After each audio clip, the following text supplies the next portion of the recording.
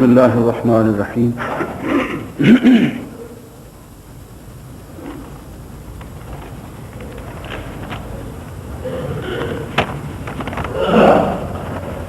قرآن مجید میں ایک جگہ بیت اللہ کو،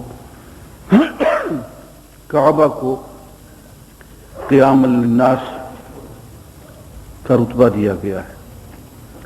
جعل اللہ الکعبۃ بیت اللہ قیاما للناس. اللہ تعالیٰ نے اللہ کے گھر کعبہ کو لوگوں کے لیے قائم کرنے کا ذریعہ، قائم ہونے کا ذریعہ بنا دیا. قیاما للناس. حیرت ہوتی ہے، اللہ تعالیٰ نے ہمارے مال اسباب کو، دولت کو قیاما للناس کہہ دیا. وَلَا تُؤْتُوا السُّفَهَاءَ أَمْوَالَكُمْ الَّتِي جَعَلَ اللَّهُ لَكُمْ قِيَامًا. ٹھنڈا تو اور کام خراب ہوگا، رہنے دیں، ٹھنڈک سے اور خرابی ہوگی. بے وقوف لوگوں کو اپنے اموال نہ دو، اپنی جائیدادیں بے وقوف لوگوں کے حوالے نہ کرو، کیونکہ یہ جائیدادیں اللہ تعالیٰ نے تمہارے لیے قیام، تمہاری زندگی کا ذریعہ بنائی ہے. تو ایک طرف سے اللہ تعالیٰ کعبہ کو قیام للناس کہتے ہیں، ہمارے قائم ہونے کا ذریعہ، اور دوسری طرف ہماری جائیداد کو، ہماری زمینوں کو، ہماری تجارت کو قیام للناس کہتے ہیں. اس سے معلوم ہوا کہ دنیاوی دولت، اسباب، ذرائع، وسائل کوئی نجس چیز نہیں ہے. ہاں اگر نیت خراب ہو جائے تو پھر یہ نجس بن جائیں گے. اگر اللہ کی خاطر انسان کے پاس ذرائع اسباب ہوں تو یہ بہت بڑی نعمت ہے، لیکن اگر یہی بذات خود مقصد بن جائیں تو پھر انسان کو کفر تک لے جاتی. ارشاد ہوا کہ نشہ کی حالت میں نماز کے قریب نہ جایا کرو. یہ آیت اس زمانے میں نازل ہوئی جبکہ ابھی شراب حرام نہیں ہوئی تھی. یوں ارشاد ہوا لا تقربوا الصلاة وانتم سکارى حتى تعلموا ما تقولون. جب تم نشے کے عالم میں ہو تو نماز کے قریب نہ جایا کرو. کیوں؟ حتی تعلموا، بات یہ ہے کہ تمہیں علم تو ہو، پتہ تو ہو، ما تقولون، کہ تم کہہ کیا رہے ہو. نماز کے عالم میں اللہ سے تم کیا کہہ رہے ہو یہ ضروری ہے. نشے کے عالم میں چونکہ پتہ نہیں ہوتا کہ انسان نماز کے عالم میں اپنی زبان سے کیا کہہ رہا ہے، اس لیے نماز سے منع فرما دیا. نماز کے قریب نہ جاؤ جب تم نشے کے عالم میں ہو، کیونکہ تمہیں پتہ نہیں ہوتا کہ تم کہہ کیا رہے ہو. نماز اس وقت پڑھو حتی تعلموا، تمہیں علم تو ہو، ما تقولون، تم کہہ کیا رہے ہو. عزیزان گرامی، نشے کو تو رکھیے ایک طرف، میں اس موضوع کی طرف آتا ہوں کہ وہ لوگ جو نشے کے عالم میں نہ ہوں اور پھر بھی انہیں پتہ نہ ہو کہ وہ کیا کہہ رہے ہیں، تو بات تو پھر وہی ہوگی. بسم اللہ.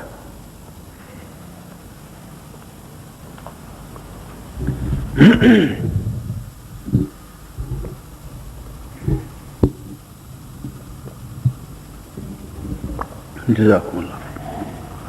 یعنی یہ بھی ایک نشے کی حالت ہے کہ انسان نماز پڑھ رہا ہو اور اس کو سمجھ نہ ہو کہ وہ نماز میں پڑھ کیا رہا ہے. نماز کوئی جنتر منتر تو ہے نہیں، یہ کوئی کالا جادو تو ہے نہیں کہ اس کے الفاظ سے ہی سب اثر ہوگا. فرمایا کہ نماز کو سمجھ کے پڑھو. اور یہ بات حضور اکرم صلی اللہ علیہ وسلم نے بھی ان الفاظ میں ارشاد فرمائی کہ لَكَ مِن صَلَاتِكَ مَا عَقِلْتَ مِنْهَا، تمہاری نماز میں سے تمہارا حصہ صرف اتنا ہی ہے جو تم نے سوچ سمجھ کے، غور و فکر کے ساتھ اللہ کے ساتھ ہم کلامی کی. آگے شرک کی بات آ رہی ہے. فرمایا ان اللہ لا یغفر ان یشرک بہ ویغفر ما دون ذلک لمن یشاء.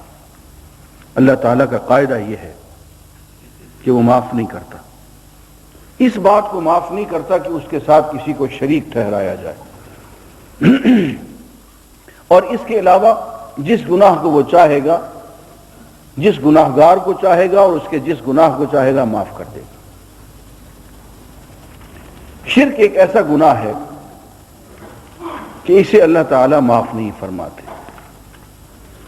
میں کسی دن وقت نکال کے انہی تراویح میں انشاءاللہ صرف شرک کے موضوع پہ ایک طویل گفتگو کروں گا، اس لیے کہ ہمارے ہاں عام لوگوں کو یہ پتہ نہیں ہے کہ شرک ہے کیا. ایک نام سن رکھا ہے اور ایسی چیزوں کو شرک کہہ دیتے ہیں جو شرک نہیں ہوتی، اور جو شرک ہوتی ہیں انہیں شرک سمجھتے نہیں ہیں. میں نے پہلے دن عرض کیا تھا کہ توحید کی دو بنیادیں ہیں، ایاک نعبد و ایاک نستعین. اے اللہ تیری اور صرف تیری عبادت کرتے ہیں، اے اللہ تجھ سے اور صرف تجھی سے مانگتے ہیں. جس طرح یہ توحید کی دو بنیادیں ہیں، اسی طرح سے شرک کی بھی دو بنیادیں ہیں کہ اللہ کی عبادت میں کسی کو شریک ٹھہرا لیا جائے اور مانگنے میں بھی کسی اور سے مانگ لیا جائے. اللہ سے مانگتے مانگتے کبھی کسی اور سے بھی مانگ لیا، یہ بھی شرک ہے. شرک کی بہت سی اقسام ہیں، ان پہ گفتگو ہونی چاہیے. شرک کے انسان کی طبیعت پہ اثرات ہیں، وہ بھی معلوم ہونے چاہیے. اور یہ کہ شرک اتنا بڑا گناہ آخر ہے کیوں کہ اللہ تعالیٰ نے کہا کہ بس یہی ایک معاف نہیں کروں گا، اور میں قتل معاف کر دوں گا، اور میں چوری زنا سب معاف کر دوں گا جہاں میرا جی چاہے گا. ایک شرک کا عمل یہ میں کبھی معاف نہیں کروں گا. تو یہ معلوم ہونا چاہیے کہ آخر اتنا بھیانک جرم یہ کیا ہے، کیوں ہے ایسا. تفصیل تو میں آج بیان نہیں کرتا ہوں، لیکن ایک چھوٹا سا اشارہ دے دیتا ہوں، اس پہ ذرا غور کر لیں. انسان کا قریب ترین تعلق اس کی بیوی سے ہوتا ہے، مرد کا اس کی بیوی سے، اور عورت کا اس کے خامن سے ہوتا ہے. خامن جتنا بھی اچھا ہو، نیک اخلاق ہو، سب کچھ ہو، کسی قسم کی تکلیف دینے والا نہ ہو، لیکن بیوی کو پتہ چل جائے کہ یار اس کی تو گڑبڑ وہاں بھی ہے. بیوی بہت اچھی ہو، نیک اخلاق ہو، نیک شعار ہو، خدمت گزار ہو، صبح سے شام تک آپ کے گھر کو سنبھال رہی ہو، سب خوبیاں ہوں، لیکن یہ پتہ چل جائے کہ اوہو اس کا تو ناجائز تعلق فلاں مرد سے ہے، تو آپ دیکھیے اس کی ساری کی ساری خوبیاں، اس کی ساری کی ساری خدمتیں آپ اس کے منہ پہ مار دیتے ہیں. سب کچھ آپ قبول کر لیں گے، سب کچھ آپ برداشت کر لیں گے، اس کی زبان درازی کو آپ برداشت کر لیں گے، اسے کس دن کھانا نہیں پکایا وہ برداشت کر لیں گے، اس کی ضد برداشت کر لیں گے کہ میں تو لے کے جا رہی ہوں تم بیٹھے رہو، یہ بھی برداشت کر، سب کچھ برداشت کر لیں گے. ایک یہ شرک برداشت نہیں کریں. یہ شرک ہے نا کہ اس نے آپ کے ساتھ کسی اور کو بھی شریک ٹھہرا لیا. تو عزیزان گرامی، شرک تو ہم بھی برداشت نہیں کرتے. حضرت جنید بغدادی رحمۃ اللہ علیہ کی خدمت میں ایک خاتون آئی، تو اس نے کہا کہ شیخ آپ کا فلاں جو مرید ہے نا، میں اس کی بیوی ہوں، اور اس کو سمجھائیے وہ دوسری شادی کر رہا ہے. جنید بغدادی نے کہا کہ بیوی میں کسی کے ذاتی معاملات میں دخل نہیں دیتا، اس کا کوئی مسئلہ ہوگا، یہ تمہارا آپس کا ذاتی مسئلہ ہے، تم آپس میں نپٹاؤ، کوئی وجہ ہوگی. اس نے مجھ سے مشورہ مانگا تو میں اس کو مشورہ دوں گا، بات پوری تفصیل سے کروں گا، لیکن میں خواہ کسی کی پھٹے میں ٹانگ نہیں اڑاتا. یہ ایک ذاتی مسئلہ، انتہائی پرائیویٹ مسئلہ ہے، میں اس میں دخل نہیں دینا چاہتا، تم آپس میں اس کو نپٹاؤ، اور کبھی ضرورت پڑی تو پھر میں بھی.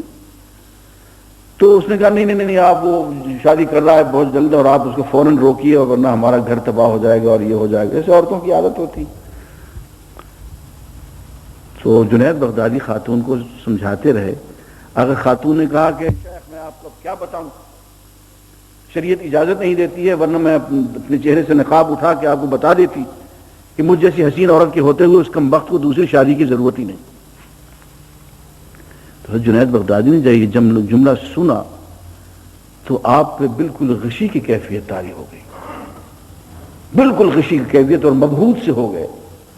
تو لوگوں نے کہا کہ یہ تو کوئی ایسی بات نہ ہوئی، مرد بھی ایسی بڑھ کے مارتے ہیں، عورتیں بھی ایسی بڑھ کے مارتی ہیں، تو اس نے اگر کہہ دیا کہ میں خوبصورت ہوں تو اس سے انہوں نے کہا نہیں، آج پہلی مرتبہ بات سمجھ میں آ گئی، یہ عورت اپنے فانی اور عارضی حسن کی وجہ سے اپنا شریک گوارا نہیں کرتی، تو وہ ذات جو سراپا حسن ہے، جو سراپا کمال ہے، جمال ہے، اور سراپا ہر چیز کو پیدا کرنے والا ہے، وہ اپنا شریک کیسے گوارا کرے؟ تو عزیزان گرامی، یہ صرف میں نے آج اشارہ دیا ہے، اس پہ تفصیلاً گفتگو انشاءاللہ شرک کے موضوع پہ کسی دن کریں۔